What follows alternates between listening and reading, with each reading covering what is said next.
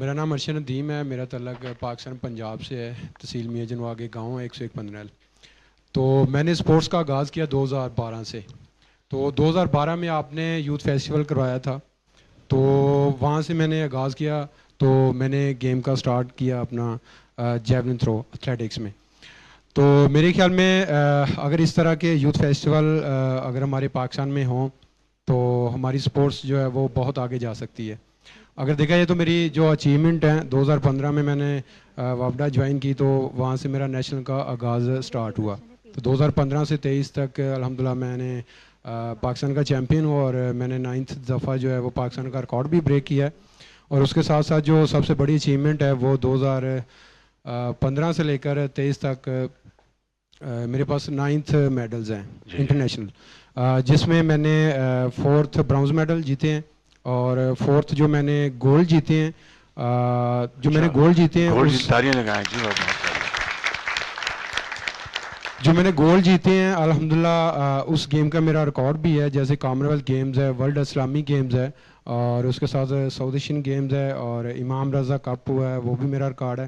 اور سب سے بڑی جو اچیومنٹ ہے ابھی حال ہی میں 4 ماہ پہلے ورلڈ ایتھلیٹک چیمپئن شپ ہوئی تھی ہنگری بوڈاپیسٹ میں.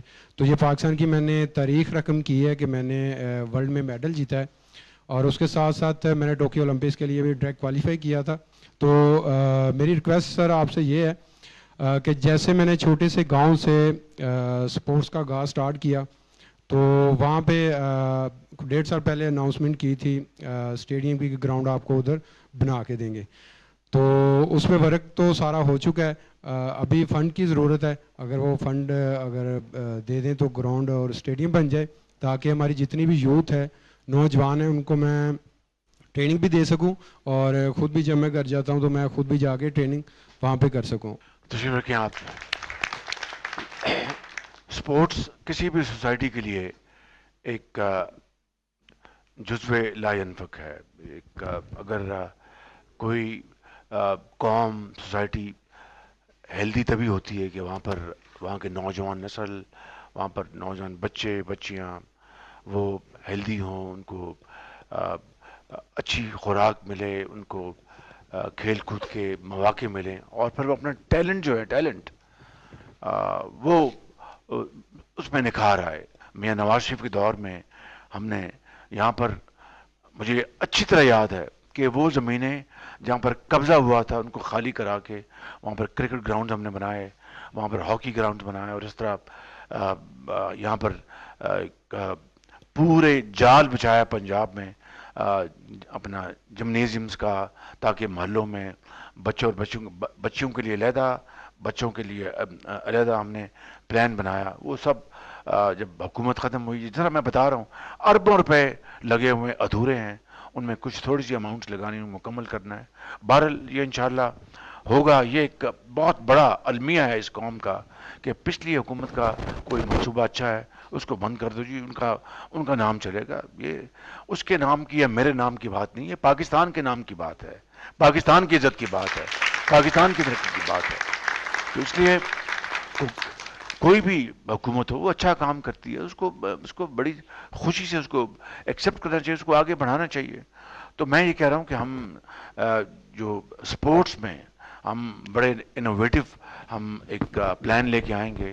وہاں پر ہم اپنے بچوں کو ان کا جو ٹیلنٹ ہے اس کو ہون کرنے کے لیے, اس کو آئیڈینٹیفائی کرنے کے لیے ہم انشاءاللہ باقاعدہ ایک کاؤنسل بنائیں گے, اور اس کاؤنسل کے ذریعے پورے پنجاب میں, چاہے وہ کرکٹ ہے, چاہے وہ ہاکی ہے, چاہے وہ فٹ بال ہے, چاہے وہ بیس بال ہے, چاہے وہ بیڈمنٹن ہے, اسکواش ہے, جو بھی سوئمرز ہیں, جو بھی ہے, ویٹ لفٹرز ہیں, ایتھلیٹس ہیں, ان سب کو انشاءاللہ ہم بہت ایک فوکسڈ اپروچ کے ساتھ ان کو ہم ٹیلنٹ ہنٹ کریں گے, ان کے لیے اکیڈمیز بنائیں گے, ان کے لیے ہم ٹرینرز لے کے آئیں گے.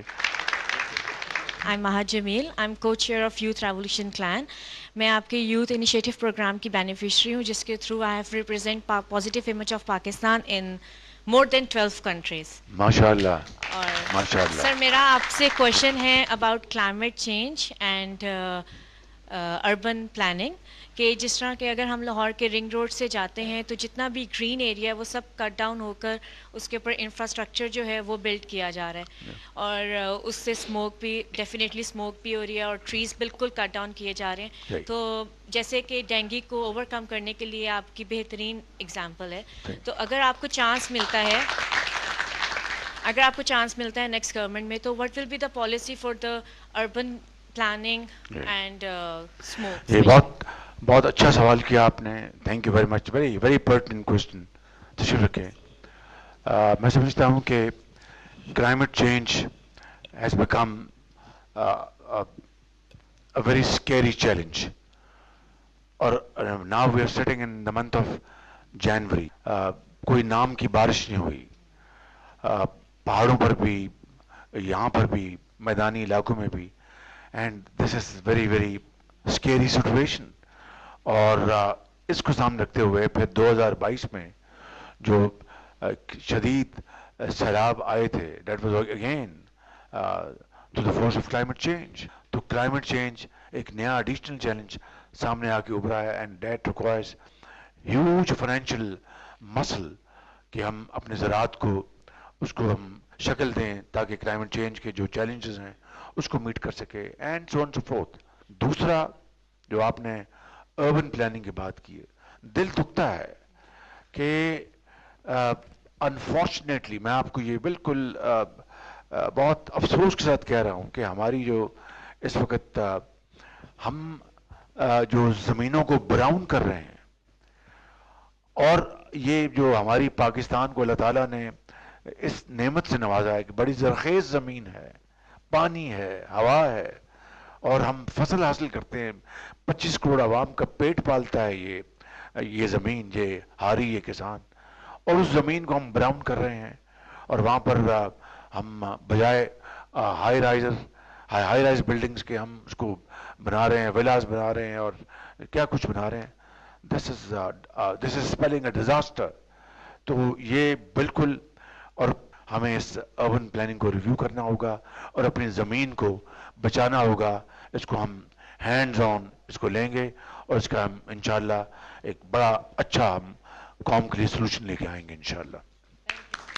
میرا نام ڈاکٹر سعدیہ سلار ہے. I am representing Khwaja Sira society. It is a community led organisation run by Ms Mahnoor Chaudhry, جو ہم ٹرانسجینڈر کمیونٹی کی ویلفیئر اور رائٹس پہ کام کر رہے ہوتے ہیں. اور میں مشکور ہوں, میرا ادارہ بھی اور ہم لوگ بھی, کہ سائرہ آپا نے ہمیں موقع دیا کہ میں آج آپ سے بات کر پا رہی ہوں. جیسا کہ آپ کو پتہ ہے کہ کہ ٹرانسجینڈر کمیونٹی ایک وانریبل اور نگلیکٹڈ کمیونٹی ہے. ہمارے لیے جو انیشیٹوز لیے جاتے ہیں نا, ایک تو وہ سسٹینیبل نہیں ہوتے, دوسرا یہ کہ وہ انکلوژن کے بجائے سیگریگیشن پیدا کر رہے ہوتے ہیں, چاہے وہ آئی ڈی کارڈز ہوں یا چاہے وہ ٹرانسجینڈر اسکولز ہوں. میرا سوال آپ سے یہ کہ جو آپ کی ایگزسٹنگ انیشیٹوز ہیں اور انشاءاللہ جو آپ ٹرانسجینڈر کمیونٹی فوکسڈ انیشیٹوز لوگے, اس میں آپ سسٹینیبلٹی کو اور انکلوژن کو کس طرح پلاننگ اور امپلیمنٹیشن اسٹریٹجیز میں انشور کریں گے, کیونکہ because we really want to contribute to the economy. Sir thank you. بہت شکریہ. آپ تشریف رکھیں. مجھے خوشی ہوئی کہ ایک بہت پڑھے لکھے ٹرانسجینڈر سے یہاں پر ملاقات ہوئی اور آپ نے بڑی ایک سینسیبل بات کی ہے. It should be inclusive and not exclusive. بالکل آپ ٹھیک کہہ رہے ہیں, اور میں سمجھتا ہوں کہ آپ کی جو کمیونٹی ہے اس کو ایک عزت کے ساتھ, وقار کے ساتھ رہنے کا اتنا ہی حق ہے جتنا کہ یہاں پر بیٹھے ہوئے تمام باقی جو یہاں پر پاکستانی بچے اور بیٹیاں بیٹھے ہیں, اور اتنا ہی حق ہے جتنا کہ پاکستان کے اندر کسی اور کمیونٹی کو حق ہے.